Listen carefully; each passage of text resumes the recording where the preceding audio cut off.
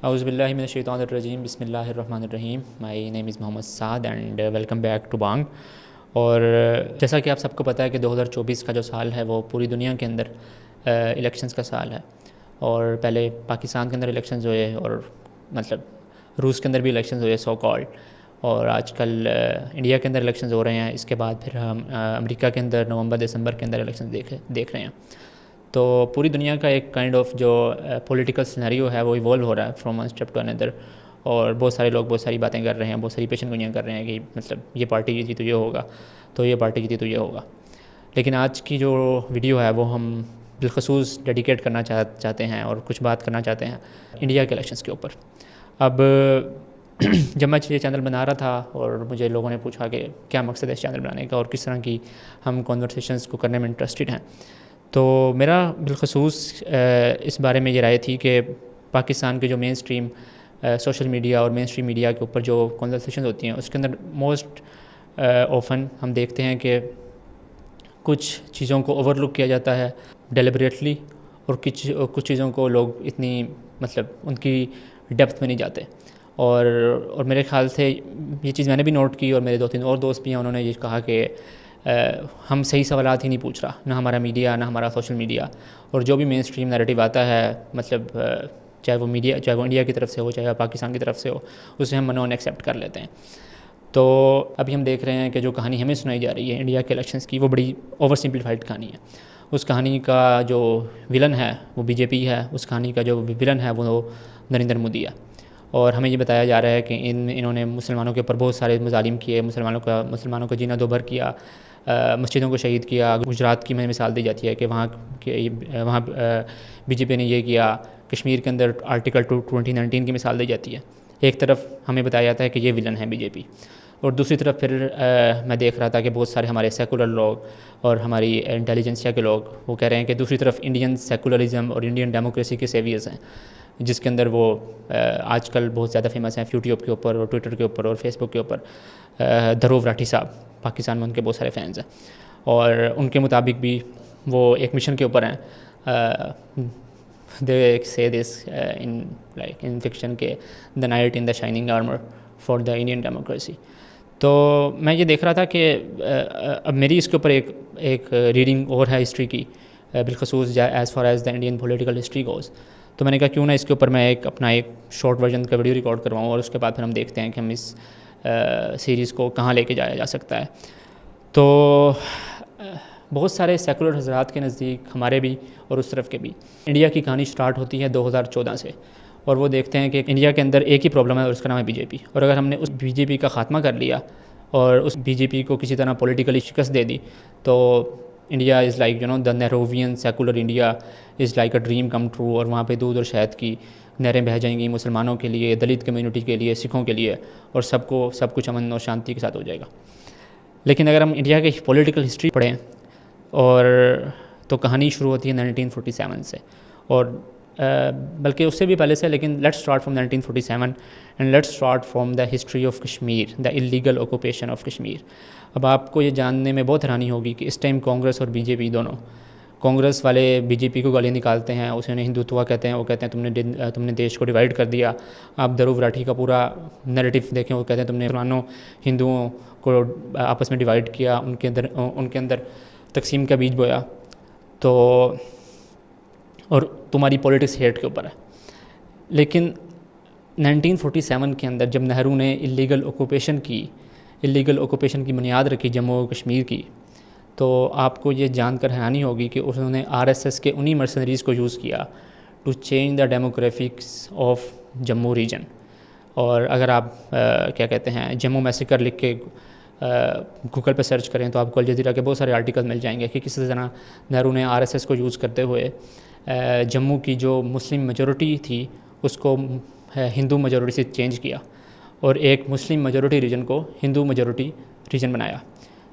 And that's where the problem began. اور Quaid Azam being a visionary leader could see that, کہ وہ دیکھ رہے تھے کہ یہ جو پولیٹکس, ڈیوائڈ کی پولیٹکس اور ہندو میجورٹی کو اپیز کرنے کی پولیٹکس جو ہے وہ یہ کانگریس جس کی بنیاد رکھ رہی ہے, that could and up in a place کہ جہاں پر مسلمانوں کے لیے جینا دوبھر ہو جائے گا.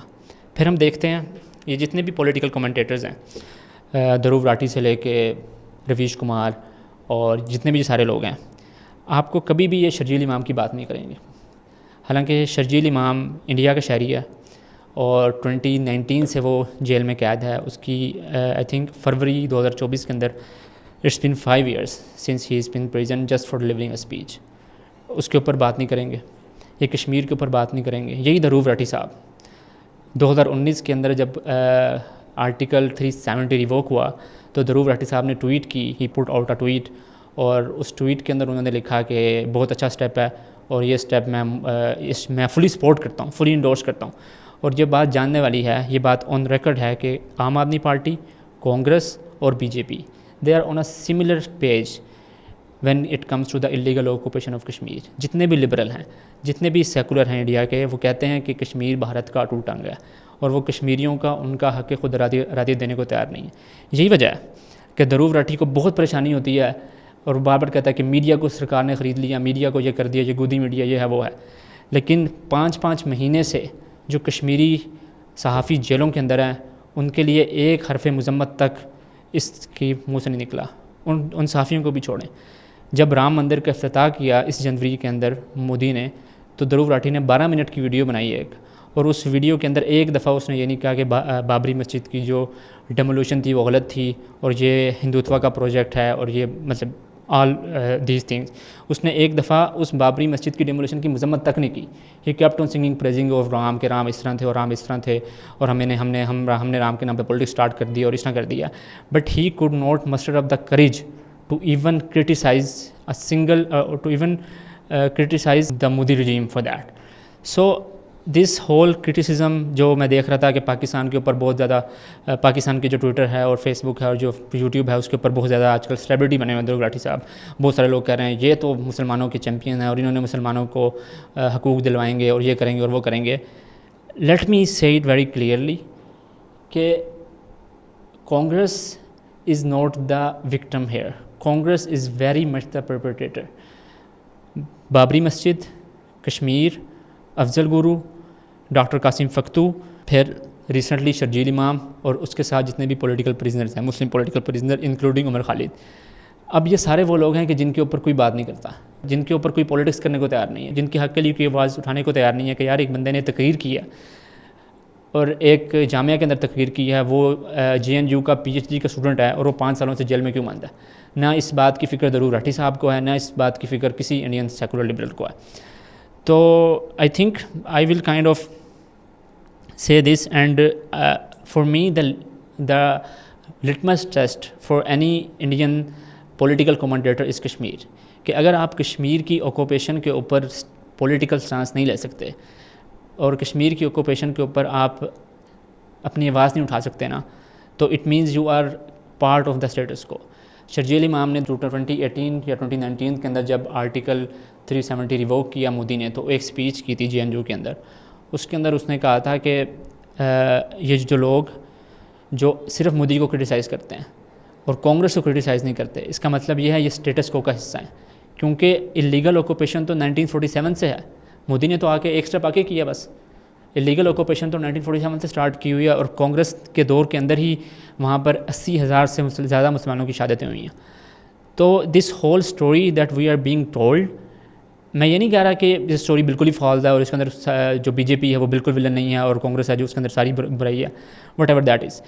میں صرف یہ چاہ رہا ہوں کہ ہم as a Muslim of Pakistan اور as people who can think, who can see beyond this fog of war جو مین اسٹریم نیریٹو چل رہا ہے، ہمیں یہ صلاحیت پیدا کرنی چاہیے اپنے اندر کہ ہم اس کے بیونڈ چیزوں کو دیکھنے کی اپنے اندر ایک کیپیسٹی پیدا کر سکیں، کہ ہم اس کے بیونڈ چیزوں کو دیکھ سکیں کہ ٹھیک ہے ایک نیریٹو یہ ہے کہ BJP ولن ہے اس اسٹوری کے اندر اور دھروو راٹھی، رویش کمار، یہ سارے لوگ the knight in the shining armor to rescue the Indian secularism and to rescue the Indian democracy. For sure, that's your story, go sell it. لیکن ایک الگ اسٹوری ہے اور وہ اسٹوری ہے کشمیر کی، وہ اسٹوری ہے شرجیل امام کی، وہ اسٹوری ہے بابری مسجد کی، وہ اسٹوری ہے افضل گورو کی، وہ اسٹوری ہے ڈاکٹر قاسم فختو کی. اب چونکہ یہ ایک ہمارا ابھی شروع کا چینل ہے اور ہم ابھی انیشیٹ کرنا چاہ رہے ہیں کنورسیشنس، تو اف یو گائز وانٹ تو ہم اس طرح کر سکتے ہیں کہ ہم اسی سیریز کو آگے شروع کریں، اور پر ایپیسوڈ میں کشمیر کے اوپر ایک ایپیسوڈ کروں، پھر ہم بابری مسجد کے اوپر، پھر ہم شرجیل امام کے اوپر، عمر خالد کے اوپر، ان پولیٹیکل بزنس کے اوپر، ڈاکٹر قاسم فختو کے اوپر، افضل گرو کے اوپر، ان ساروں کے ایک ایک ایپیسوڈ کر سکتے ہیں. But that will depend a lot on your feedback. تو I think I will mind up my think here. میرے خیال سے میں نے جو پوائنٹ بتانا تھا میں نے بتا دیا کہ یہ جو ہمیں کہانی بتائی جا رہی ہے یہ کہانی اتنی نہیں ہے، اور یہ جو لوگ دھروو راٹھی وغیرہ یہ مسلمانوں کے خیر خواہ نہیں ہیں. They want to achieve the same goal but through different means. جو کام مودی حکومت تلوار کے بلبوتے پہ کرنا چاہ رہی ہے وہ کام یہ کسی اور طرح کریں گے، چاہے وہ کائنڈ آف ڈیولپمنٹ کے نام پر ہو، ڈیموکریسی کے نام پر ہو. سلوگنز بڑے ان کے کیچی ہوں گے لیکن کام وہی ہوگا. تو جس طرح اردو کا ہم مقولہ بھی پڑھتے ہیں کہ بے وقوف دوست سے دانہ دشمن بہتر ہوتا ہے. تو یہ بات اب انڈیا کے مسلمانوں کو ریئلائز کرنی چاہیے میرے خیال سے، اور یہی بات انہیں جو شرجیل امام تھا وہ he kept on conveying the same message again and again. So these were kind of my thoughts on this whole thing. I didn't kind of go into the depth of things کیونکہ مجھے لگتا ہے کہ that warrants جتنے بھی میں نے topics میں مینشن کیے ہیں، وہ چاہے وہ شرجیل امام کا ہو، عمر خالد کا ہو، بابری مسجد ہو، افضل گرو ہو، ڈاکٹر قاسم فختو ہو، یا کشمیر ہو، تو ان کے اوپر ایک سیریز بنائی جا سکتی ہے پوری. تو اگر آپ انٹرسٹیڈ ہیں تو we can do let us know in the comments and we can surely build on it, but that will be totally dependent on the feedback that we'll be receiving. So yeah, that was it from my side in today's videos, and do like, subscribe, share, and any kind of feedback that you guys want to give us will be welcome. And yeah, see you in the next one. Assalamu alaikum.